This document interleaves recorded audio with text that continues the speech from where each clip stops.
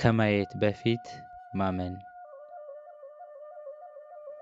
ለአንድ ቤተሰባችን አባል ወይም ለአንድ ለምናውቀው ሰው አንድ የሚፈልገውን ዕቃ የሆነ ቦታ እንዳስቀመጥንለት ስንነግረው ዕቃውን ከማየቱ በፊት ያመሰግነናል።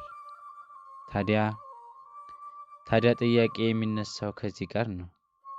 በዓይናችን ያላየነውን የሌሎችን ቃል አምነን የምንቀበል ከሆነ ፈጣሪን ለማመን ለምን የሚታይና የሚሰማ ነገር እንፈልጋለን? ለእግዚአብሔር እንዲደረግልን የምንፈልገውን ነገር በጸሎት መልክ ስናደርስ የምንፈልገውን ነገር እንደተደረገልን አምነን መሆን አለበት። የጠየቅነውን ነገር ስለሰጠንም አስቀድመን በሙሉ እምነት ፈጣሪያችንን ልናመሰግነው ይገባል። ይህ ተግባራችን እግዚአብሔር ወደ እኛ የምናቀርብበትን መንገድ ይፈጥርልናል። ብዙዎቻችን እግዚአብሔር ያቀረበልንን ነገር እንድንወስድ ሲጠብቅ፣ በተቃራኒው ስለ ስጋችን እየጠየቅን እንገኛለን። ጓደኛችን ጋር ያለ አንድ በጣም የምንፈልገውን ዕቃ አልቅሰንና ለምነን ከጠየቅን በኋላ ዕቃውን እንድንወስድ ሲፈቅድልን፣ እኛ ደግሞ ዕቃውን ለመቀበል ረዘም ያለ ቀጠሮ እንድንመስጠት ይቆጠራል። ይህን በሌላ መንገድ ሳስቀምጠው መድኃኒታችን ኢየሱስ ክርስቶስ የምንጸልያቸው ነገሮች ወደ እይታ ወይም ወደ አካላዊ ገጽታ ከመለወጣችን በፊት አስቀድመን እንደደረሱን አድርገን ፈጣሪያችንን እንድናመሰግነው አዞናል። እነዚህ እንዲሆኑልን ጸሎት የምናደርግባቸው ነገሮች በሁለት መልኩ ሊገለጹ ይችላሉ። አንደኛው በማይታይ መልኩ፣ ሁለተኛው በሚታይ መልኩ። ይህንንም ክርስቶስ በመጽሐፍ ቅዱስ ውስጥ የማርቆስ ወንጌል ምዕራፍ 11 ከቁጥር 24 ላይ የገለጸው ሲሆን የምንፈልገውን ነገር ለማግኘት ስንጸልይ በማይታየው መልክ ያለውን የምንፈልገውን ነገር ወዲያውኑ እንዳገኘነው አድርገን በሚታይ መልኩ መጸለይ እንደሚገባን አዞናል።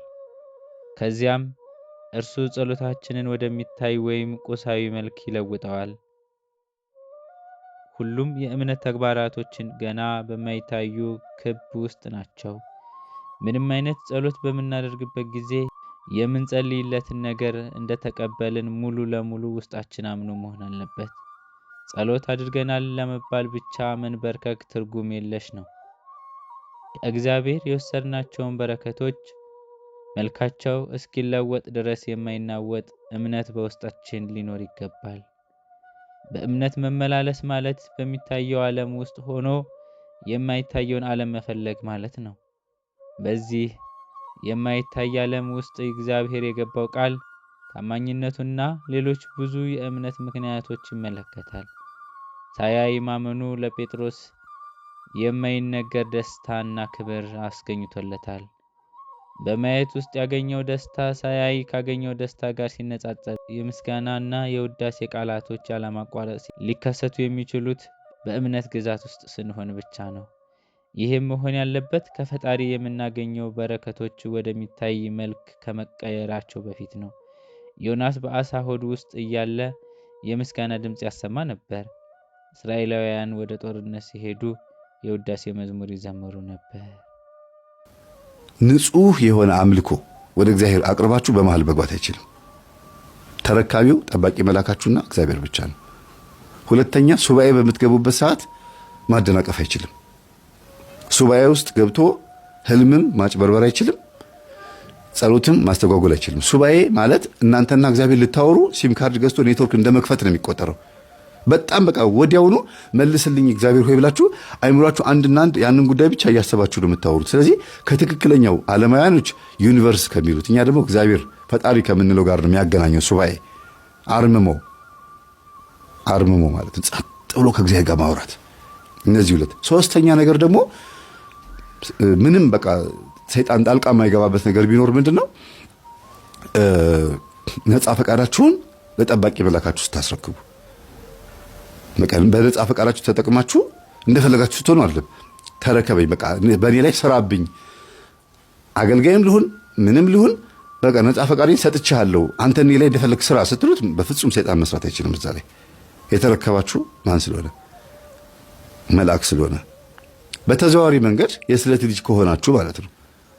ለእግዚአብሔር የተሰጣችሁ ከሆናችሁ ማለት ነው። ሁልጊዜ ባህሪያችንን፣ ጸባያችንን፣ ሁሉ ነገራችንን መንፈሳዊ ሕይወት ውስጥ እንክተተው። መንፈሳዊ ሕይወት ውስጥ የሆነ ባህሪ፣ ጸባይ፣ አኗኗር ዘይቤ አጠቃላይ በሙሉ ኪሳራ የለው፣ ፍሬያማ ነው የምንሆነው። እና አንዳንዴ የሆነ ነገር ሲዘጋጋባችሁ የሆነ የምትስቁበት ደስ የሚል ነገር ሊመጣ ነው ማለት ነው። ብዙ ጊዜ የሆነ ነገር ቁልፍልፍ፣ በተለይ ወደ እግዚአብሔር ስትቀርቡ ሁሉ ነገር ትታችሁ ንስሐ ስትገቡ የሆነ ነገር ከእጃችሁ ላይ ጥፍትፍት ካለ አዲስ ነገር ሊሰጣችሁ ነው ማለት ነው። የአብርሃም በረከቶቹ እንግዶቹ ነበሩ። የሚመጡት የሚበሉት እንግዶች ነበሩ። ፍጡር የሆኑትን እንግዶች ሰይጣን ሲያሳጣው ፈጣሪ ራሱ መጣ። የአዳምም ሕይወት እንደዛ ነው። ባይዘው እዚህ ውስጥ የክርስቶስ መወለድ ትርጉም አለው።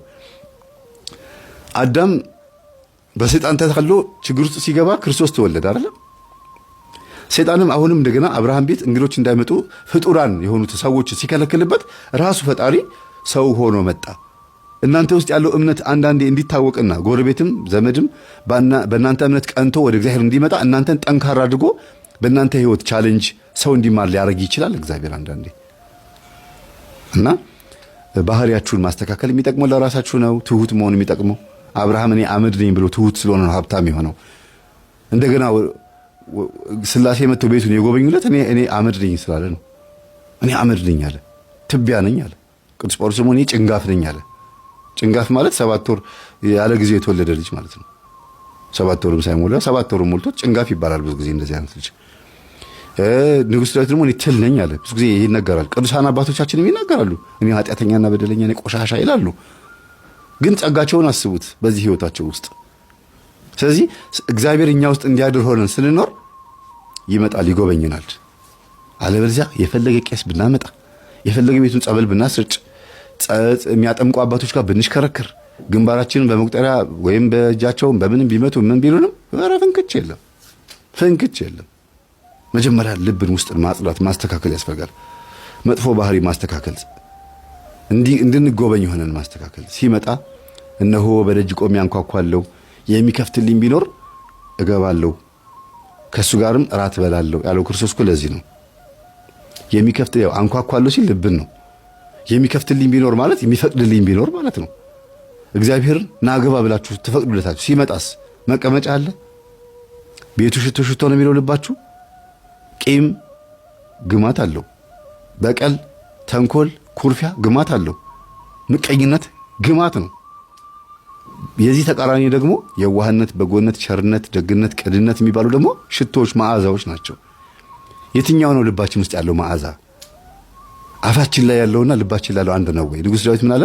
የአፌ ቃልና የልቤ ሐሳብ ያንተ የሆነ አንድ አድርግልኝ አለ።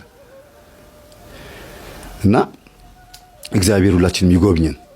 በባህሪው ምስጉን፣ በባህሪው ፍቅር፣ በባህሪው ይቅር ባይ ነው። ቁጣው የዘገየ ምሕረቱ የበዛ ነው። ስለዚህ ምንም ነገር ብናደርግ እግዚአብሔር ሊያስተምረን እንጂ ሊቀስፈን አይደለም የፈጠረን።